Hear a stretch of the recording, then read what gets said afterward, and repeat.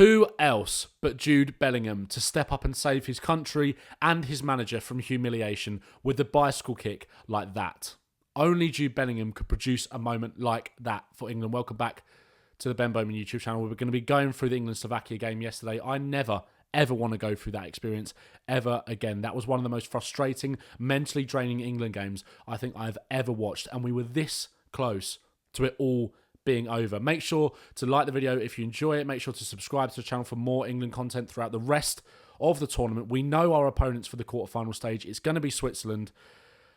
And England have got problems. Big, big problems. Yesterday was arguably the worst performance of the tournament so far until this moment happened. We were deservedly going out. We were deservedly going home until Jude Bellingham stepped up and did this. Showed more courage in that moment than his manager did throughout the 90 minutes with the changes or lack of changes that he made. There are so many problems that England need to sort out before going into that Switzerland game on Saturday. Saturday evening, we will play Switzerland for a place in the Euro 2024 semi-final, and it's not a game I'm particularly looking forward to.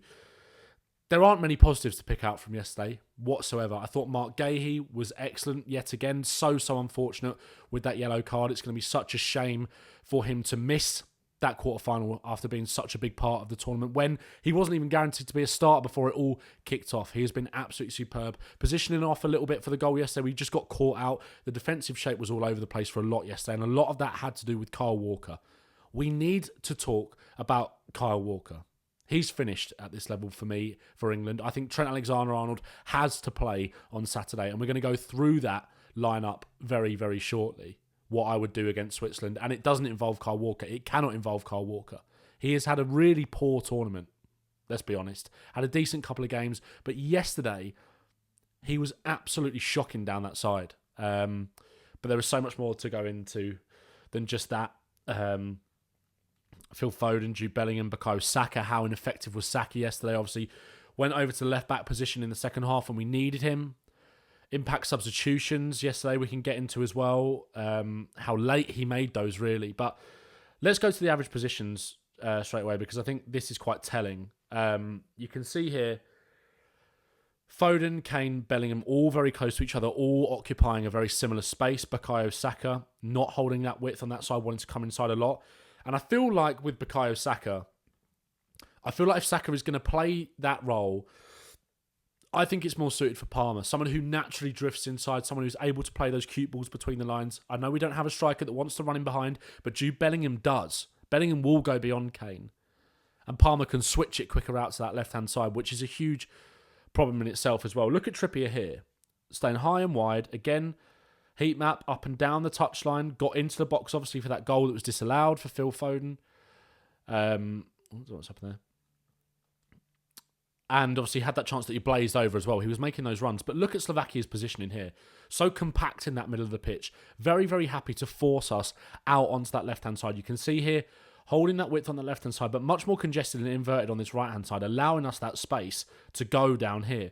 But the problem is that we don't have a proper outlet on that left-hand side. We do not have a proper outlet on the left-hand side, and it is absolutely killing us game after game. Kieran Trippier cannot continue to play there. Kieran Trippier might be injured for the Switzerland game on Saturday. Who comes in for him, we shall see. But we're going to face very similar problems. Joe Gomez is a more natural fit for the left-back slot. But again, he's going to have the same problem. That's why you need someone in front of them who is a pacey outlet who you can get the ball to quickly. Look at Spain. Look at how well they've used Nico Williams as an outlet in this tournament so far. Someone who's pacey, someone who's direct, someone who's rapid, someone who's got great finishing ability, so much composure in front of goal, that ability to take on his man as well. He's always there in the space. When Spain turn teams over, they are able to find Nico Williams quickly. And that is exactly why Anthony Gordon has to come in, regardless of who plays at left-back on Saturday. Because that left-hand side is killing England's chances in this tournament. It's just absolutely painful that we're having the same conversation game after game. I've got it here. This was England's passing network map for last night compared to Slovakia's.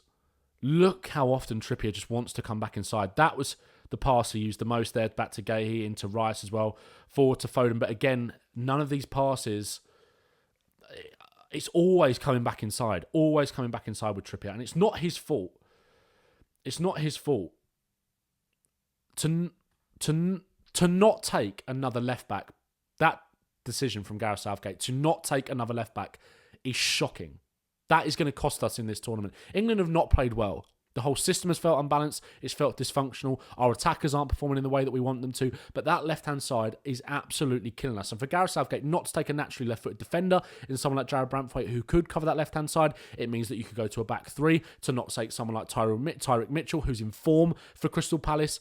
That is a scandalous decision. And that is going to cost us this tournament. That is going to cost England in this tournament massively. It's just absolutely disgraceful. So the substitutions that he did make were, obviously, Ezri Konsa came on at the time. Ezri Konsa is someone that's going to have to step in on Saturday. Ezri Konsa will play, you'd imagine, against Switzerland in the quarterfinal at centre-back. Gareth Southgate talked about the fact that he was his preferred option at left-back if Kieran Trippier wasn't going to be fit for the Slovakia game. I feel fine with Konsa at centre-back, but again, that left-back slot is going to be a massive issue if Luke Shaw is not back available for the Switzerland game, which I don't think he will be. He's coming into this so rusty. He hasn't had any significant minutes. If he's going to play a part, it's going to be a very minimal part off the bench. I think Ezri Konsa could be the answer on that left-hand side, but again, Gomez has played there. So it'll be very interesting to see whether he goes Gomez at centre-back, Gomez at left-back, Konsa at left-back, or Konsa at centre-back. I think it will be Konsa on the left-hand side of the defence, and then Gomez as that left-back. I really think England should go to a 3. I do think England should go to a 3, but we'll save that for the moment. These were the substitutions. Obviously, Palmer came on for Trippier. Ivan Toney came on. Let's talk about Ivan Toney. Ivan Toney's impact yesterday was absolutely excellent. I think he won 4 out of his 5 ground duels, 4 out of his 5 aerial duels, drew 3 fouls as well. It was a brilliant performance from Toney, and I think it showed that England could go 2 up top if they wanted to. Not necessarily from the start, but far earlier in the game, we need to see these changes being made. That goes for the whole team. That goes across the board, not just for those attacking areas. We want to make changes, and we need to do them quicker. And Ivan Toney, yesterday, apparently fuming with Gareth Southgate on the touchline for only bringing him on in the 94th minute. We go and score from the throw-in. Toney goes on to have a brilliant impact in extra time. But if Toney gets brought on that little bit earlier, we actually have that focal point. We have someone to hit. We have someone to get up the pitch, make it stick, hold it up, work with Harry Kane. We wouldn't have had to go through the horror of potentially going out and having to be saved by a moment of brilliance from Jude Bellingham. Ivan Toney was excellent yesterday when he came on. Absolutely excellent. And I think that's a real option that England could use. But again, we're making these substitutions far too late. Eberechi Eze came on as well. Eze did a really good job yesterday, basically playing as left wing back or left back for the most of his duration on the pitch.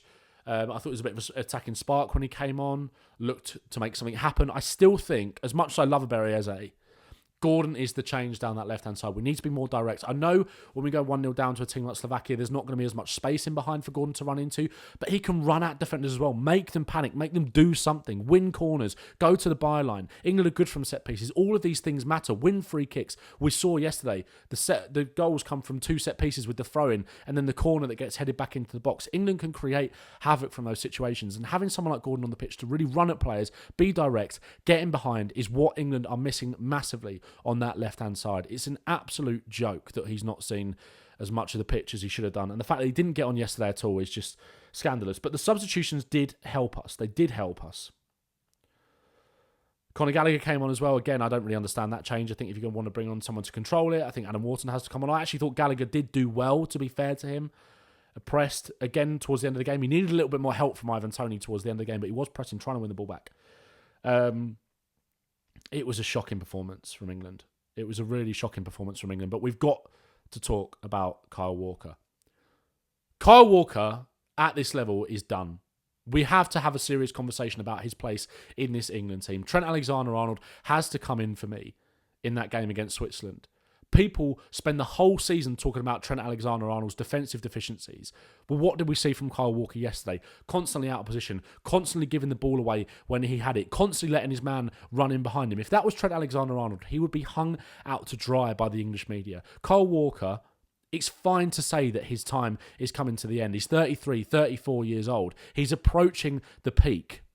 And it's okay to say that he's done now. I know he's a leader within this England team, but it's got to be done now. That's experiment over. I don't think Kyle Walker should play anymore in this team. I think Trent-Alexander Arnold has to come in. I can't believe Trent-Alexander Arnold didn't come on yesterday to give us that spark a little bit going forward. Someone who could get the ball forward quicker. Someone whose first touch is better than Walker. Someone who's not always willing to take the safe option, which is something Kyle Walker was doing all the time, chopping back inside, playing the safe pass, not getting crosses in early enough. Trent-Alexander Arnold is being wasted on that bench, and I cannot believe he did not come on yesterday. Whether it was in midfield to beef that up, get an extra man in there, play the passes, or at right back and push him on and let him go, which is why I think England really could go to a 3 in that game against Switzerland on Saturday. I think it brings the best out of a lot of the players that we do have, and especially some of those players that would be having to come into the team. It was just... Let's just look at this again, because this is the only thing saving me from going absolutely crazy. Let's talk about Jude Bellingham, and let's talk about his attitude and what he brought yesterday. Jude Bellingham is coming under so much criticism today for the way that he acted after the game, being too arrogant. That is exactly what England needs. Someone to take the ball by the horns. The 2 goals that he's scored in this tournament, he has gone out and grabbed them. The header against Serbia, that's my ball, bang. The bicycle kick yesterday, he has taken those moments.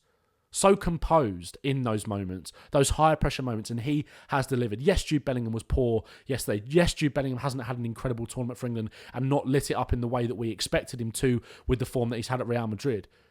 But if he can still be that effective as a moments player, Jude Bellingham has to stay on that pitch. His attitude and his application and his desire to go and grab that moment, that bicycle kick, has saved Gareth Southgate's job, and it's kept England in this tournament.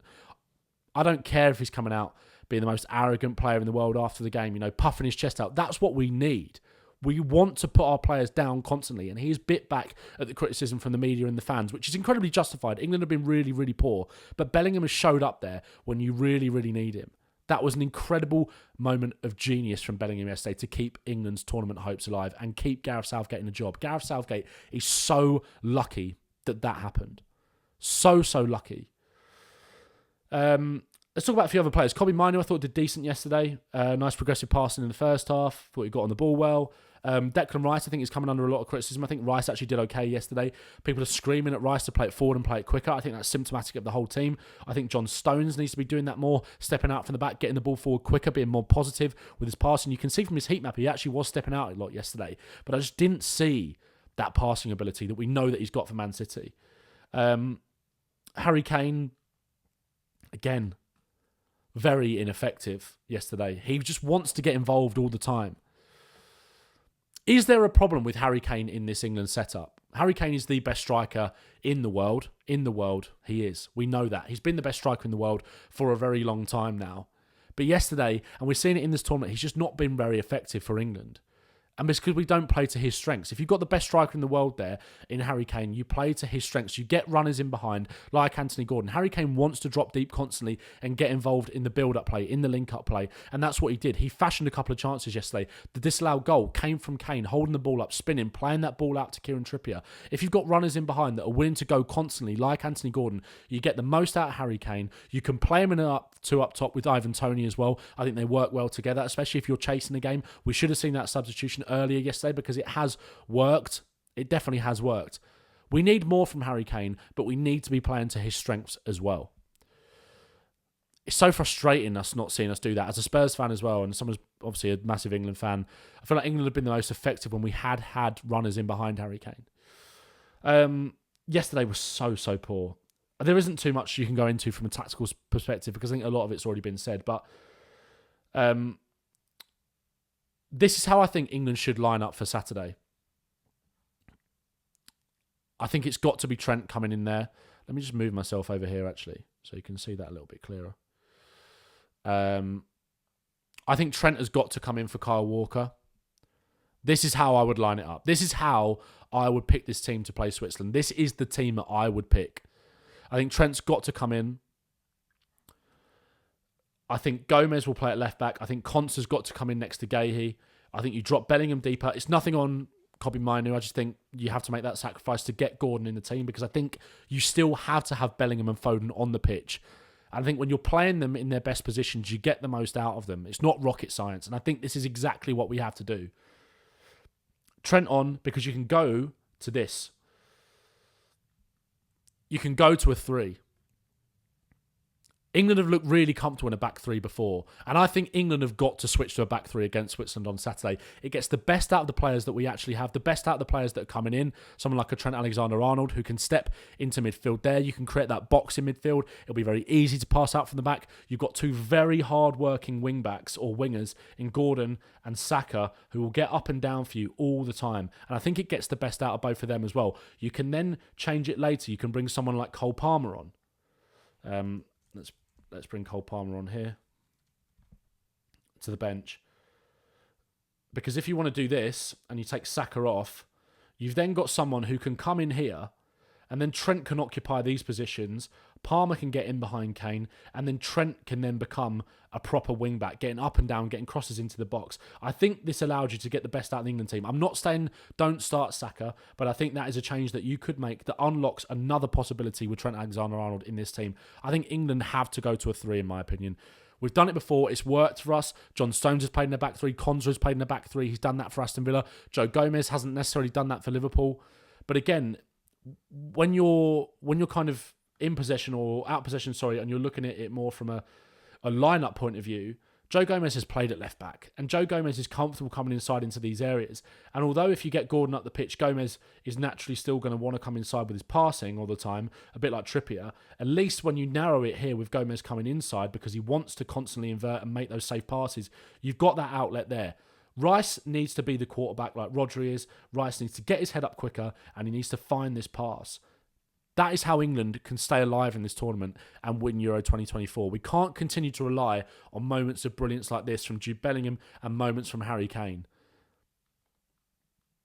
We've got to be tactically smarter and we've got to change it. Gareth Southgate is killing himself by not making in-game changes quicker, and he's killing himself by being too stubborn and wedded to the system that has got us to this point. It's not working, and we've got to change it. Yesterday was even poorer than Denmark, it was poorer than Slovenia, and it was poorer than Serbia. Something has got to change. Something has got to change, and I think England have to go to a back 3 to make this work. I think there's even an argument to start Palmer over Saka in this system. I wouldn't mind Saka still being in there, but he's not showing enough for me. It's got to change. It's got to change, England, and it's got to change fast because we are running out of time in this tournament to make these changes. You look at Germany and you look at Spain. They are set up like club sides. They have clicked like that. England have got the players to make it click like that. Don't get me wrong, the players are complicit in as well. The players have been really, really poor in this tournament. Southgate has not helped himself at all by not making changes, and he is killing himself. Yesterday, we were this close to Iceland 2.0. We were nearly out of the tournament at the round of 16 stage. A huge shock upset to the 45th ranked best team in the world in Slovakia. That's no disrespect to them, but that is the reality of the situation. And that is because Southgate is not tactically good enough. And he's been shown up in this tournament by the quality of coaches at Spain, at Germany. It's not working. It's not working at all, and it needs to change fast. Let me know what you would do in the comments below to change it for the Switzerland game. I've been Ben Bowman. Make sure to subscribe to the channel. Make sure you like the video. Much more England content coming. Hopefully, we are talking about an England quarter-final win on Saturday evening against Switzerland. Nice one. Thanks very much for watching. Come on, England.